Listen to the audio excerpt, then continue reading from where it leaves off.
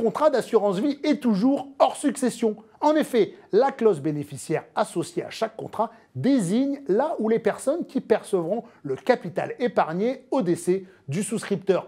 Les sommes placées sur le contrat d'assurance vie seront réparties entre les personnes indiquées et non entre celles prévues par l'ordre successoral ou au sein du testament.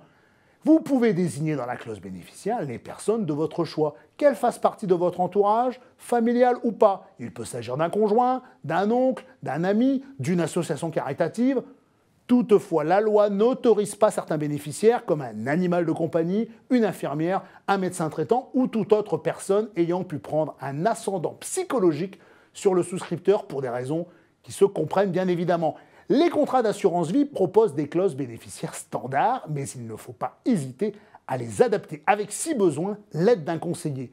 Parce que la première difficulté lors d'une clause, c'est de bien prendre en compte les éventuels changements de situation. Par exemple, il est préférable de ne pas désigner son conjoint par son état civil, nom, prénom, date de naissance, mais plutôt par sa qualité de conjoint. En effet, en cas de divorce, si vous ne pensez pas à modifier la clause, eh bien c'est votre ex-conjoint, nommément désigné sur le contrat, qui percevra le capital épargné. La rédaction de la clause bénéficiaire est d'autant plus importante qu'elle a des implications fiscales. Si vous ne la complétez pas, les capitaux seront réintégrés dans la succession et ne bénéficieront pas des abattements fiscaux prévus. Pour rappel, les contrats alimentés avant 70 ans bénéficient d'un abattement de 152 500 € par bénéficiaire contre 30 500 € d'abattement pour les sommes investies après 70 ans. Il est donc conseillé de nommer dans les contrats alimentés avant 70 ans les petits-enfants ou des tiers qui pourront ainsi éviter toute imposition. On peut aussi faire de ces enfants, taxés en cas d'héritage, les bénéficiaires des contrats exonérés pour, là encore, les soustraire à l'imposition. Les contrats ouverts après 70 ans seront moins pénalisants pour le conjoint ou le partenaire pacsé qui ne sont pas taxables au titre des droits de succession.